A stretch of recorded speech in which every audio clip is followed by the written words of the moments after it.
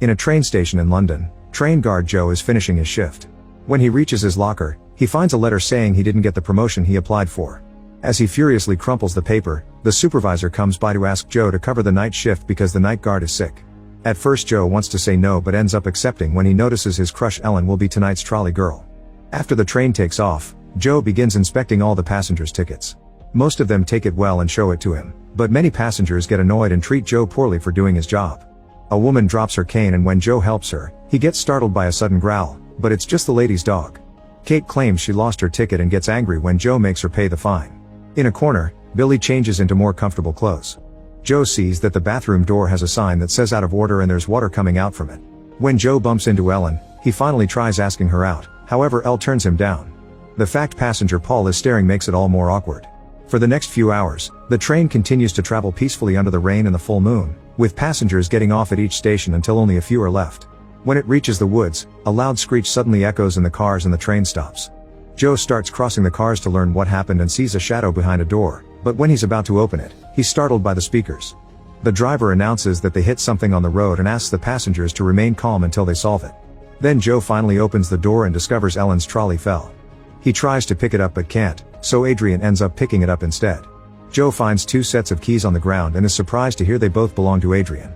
There are many passengers panicking, so Joe does his best to go around and calm them down. He also tries contacting the driver Tony on the radio but he doesn't answer, so instead he uses the speakers to ask the passengers to be patient. Meanwhile Tony has left the train to check what happened and discovers they hit a deer, which is now stuck in the wheels. He tries to pull it out but he isn't strong enough.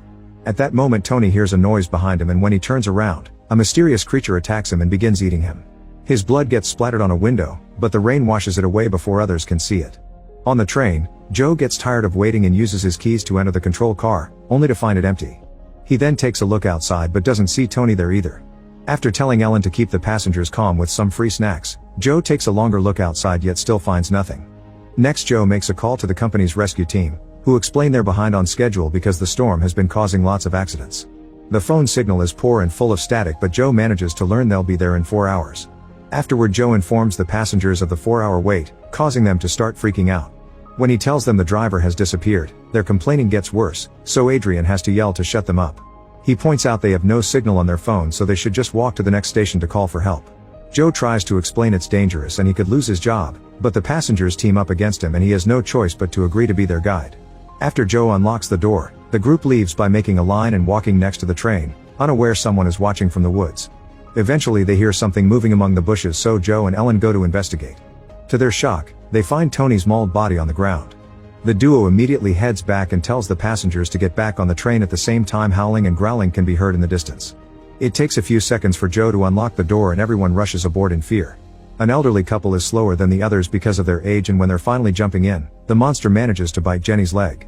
It even shakes her up and down between the doors before the group can finally drag her inside and lock the car. Afterward Jenny is taken to a seat, where Ellen washes the wound with water and wraps it up the best she can. Billy and Matthew try looking out the window with a flashlight but they can't see anything out there. When Joe checks the door to be sure it's properly locked, the monster pounds on the train car and growls, so the group decides to be as quiet as possible. They can hear the creature's claws scratching the car and the group waits until the howling is heard far from the train to speak again. Then Joe goes to the control car to try using the train phone, but there's no signal. At that moment Billy joins him and reveals he's an engineering student. By taking a look at the controls, he can tell there's a fuel leak that caused the line to split when the train crashed. If they don't fix that, they'll never be able to move. Outside, it's shown that the train's antenna is broken, implying the creature did it. Joe explains the situation to the passengers, who begin discussing what kind of animal is their attacker. Adrian calls it a bear, but Nina points out that bears don't howl. Jenny says it wasn't an animal but something more human, however everyone thinks it's the shock talking. Suddenly they hear noises inside another car and worry that the monster may be trying to get in. Joe grabs a fire extinguisher and goes with Billy and Adrian to investigate. They carefully cross the car and discover the noise is coming from the bathroom. As Adrian gets ready to strike, Joe unlocks the door, only to see Paul fall out. It turns out he was stuck in there since before the crash. The 4 guys go back to the group and Paul is told the whole story, but instead of freaking out about the monster he's sad that he missed his stop. Sometime later they check on Jenny's wound and notice it's getting worse, she's also got a fever. Kate notices Nina is young and scared so she talks to her to comfort her with some stories about her own daughter. Suddenly the creature starts pounding on the door again and then jumps on the roof, causing the train's lights to start failing. At that moment Nina's phone gets signal and she receives a call from her mother, but as she tries to ask for help, the creature bursts in through the window. It grabs Nina by the legs and drags her out as she screams, so Kate tries to grab her hand to help her. However, Matthew drags her back because she would have been captured as well. Then they hear the beast mauling Nina on the roof and her blood can be seen on the windows. Terrified, the group rushes to hide in another car and Kate freaks out because nobody wanted to save Nina. An argument ensues until Jenny's husband Ged yells to make everyone shut up and reminds them they must work together to survive. The train has a box of tools, so the passengers start working on barricading every entry point of the car with pieces from the train itself like the seats. Time passes and everyone gets more depressed by the minute. Jenny and Kate realize they didn't know Nina's name and Jenny admits she was never able to have children even though she wanted to. In a corner, Adrian talks to Joe, explaining he has 2 sets of keys because he has a nice place for his family and a secret apartment for his naughty adventures. He believes in doing what's necessary to get by even if it isn't nice and asks Joe to team up with him to escape, leaving the weaklings behind. Before Joe can reply, Jenny pukes lots of blood and even 2 teeth. Another argument ensues on what to do, but it's interrupted when Joe notices Paul is missing. The barricade was moved and Adrian wants to put it back in place, however Joe and Billy convince him to give them a minute to find Paul.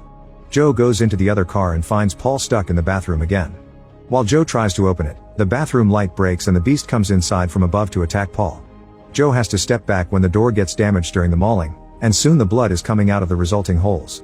He takes a quick look through a hole and is horrified to see Paul's dying body. Then he tries to go back to the other car, only to discover Adrian blocked the door. Speaking of Adrian, he hears the noise and decides to leave the train to save himself, so he removes the barricade on the boarding door. However, it's locked and Joe has the key. Back to Joe, he keeps on pushing the door while watching the monster approach him. When he's about to be attacked, the others finally open the door and drag Joe into the car before blocking the door again. While the group piles up as many things as possible, Adrian tries to break the window with the fire extinguisher to no avail. Unfortunately, the beast is too strong and breaks through the barricade, causing Ellen to freeze. Thankfully, Joe acts fast and moves her out of the way before the monster can hurt her. Then the creature tries going after Joe and as it roars in his face, Ellen stabs it. The monster immediately turns to hit her and sends her flying, so the guys take the chance to jump on it from behind to start beating it up and stabbing it with any object available. Billy gets grabbed by the neck and pushed against the ceiling, only to be dropped when Adrian hits the creature's stab injury with a fire extinguisher. At that moment Matthew comes through with a fire axe and starts hitting the monster over and over until it's finally dead. Kate has to pull Matthew back as he has a breakdown. Seconds later, the group takes a closer look at the creature and notice a ring on his finger. Like Jenny said, it looks very human-like, so Matthew concludes it's a werewolf. Adrian remembers that people who get bitten transform as well and now everyone is wary of Jenny. While some of the passengers cover up the body, Ged tells the story of a train that got off the rails in this area many years ago. The authorities discovered many bodies missing and others mauled, but an explanation was never found. He concludes the werewolf killed them back then too. At that moment the beast wakes up and howls, so Joe immediately starts pounding its face with the fire extinguisher. In the forest, other werewolves hear the howl of their dying leader. Suddenly Jenny's face starts changing and she growls too. Adrian wants to kill her before she fully transforms, but Ged won't let him. The other passengers also push him back but Adrian fights against their hold, refusing to give up. He breaks through and starts choking Jenny, so Joe punches him to knock him down. Then the group agrees to tie up both Adrian and Jenny using belts. Afterward they decide on a plan. Billy will try to fix the train and teaches Ellen what buttons to press to get them out of there as soon as the train reacts. Joe makes a speech through the speaker, trying to keep everyone's hopes up. Matthew and Billy get off the train and quickly find the leak. While Billy gets under the train to fix it, Matthew keeps watch. Inside, Kate reveals she and Adrian had a dirty night together some time ago, but Adrian doesn't bother to remember any of his one-night stands. Jenny starts having trouble breathing, and Adrian insists they should do something before it's too late. At that moment Matthew hears a noise in the forest and goes to investigate, leaving Billy without light. In the forest, Matthew can hear Nina crying for help and follows her voice, only to find her body on top of a tree being devoured by a werewolf. Terrified, Matthew tries running away, however the werewolves soon surround him. He tries defending himself with his axe to no avail and the werewolves jump on him to eat him alive. In the train, everyone hears Matthew's screams as he dies, followed by a loud howl. Jenny freezes and Adrian keeps asking Kate to kill her. Billy finally fixes the train and the lights comes back, thus Joe and Ellen try to figure out the controls. Soon the werewolves approach the train, so Billy grabs the car and lifts his body to hide until the monsters go away. Unfortunately they appear at the front window and startled Ellen and Joe, who finally activate the train. Billy has to hold on the car again not to be left behind. Suddenly Jenny finishes transforming, so Kate rushes to release Adrian before Jenny breaks free with her new strength. Adrian tries to help Ged only for Jenny to knock him down. At that moment another werewolf appears at the door and grabs Kate, who cries for help. However Adrian kicks her to push her and the werewolf off the train. The train speeds away and Kate is left behind, quickly becoming werewolf food. As Ged tries to make his wife see reason, Adrian tries to fight Jenny again, hitting her with a wrench. Furious, Ged punches him back before he could kill her. Then Jenny jumps on her husband and bites his neck, causing his blood to rain. While Jenny tries to go after Adrian, Billy struggles to hold on and accidentally breaks the repairs he did, causing the train to stop again. Joe and Ellen rush out of the control car and stab Jenny right before she can kill Adrian. Then an angry Joe jumps on Adrian to beat him up, but Ellen stops him. The werewolves use the chance to enter the train, so Joe and Ellen rush to lock the door. Adrian realizes he'd have a better chance to escape if one person stays behind his bait, thus he knocks down Joe. It's not enough to leave him unconscious and Joe immediately retaliates, triggering a fight. While the men struggle on the ground, Ellen grabs a piece of sharp metal and cuts Adrian until he lets go of Joe. While Ellen takes care of her friend, Adrian blocks the way and grabs the keys from the door before jumping out of the train. The werewolves quickly surround the duo, but before they can attack, Billy appears with a Molotov bomb ready. He throws it at one of the werewolves, causing it to burn and starting a fire. Then he lights up a torch and scares the other monsters into stepping back into the other car while giving Joe and Ellen a crowbar. This allows the duo to force the door open and jump out of the train while Billy gets captured and killed too. As Ellen and Joe run through the forest, they can hear the werewolves coming after them. Deciding it's too late, Joe kisses Ellen before telling her to go because he'll stay behind as a distraction.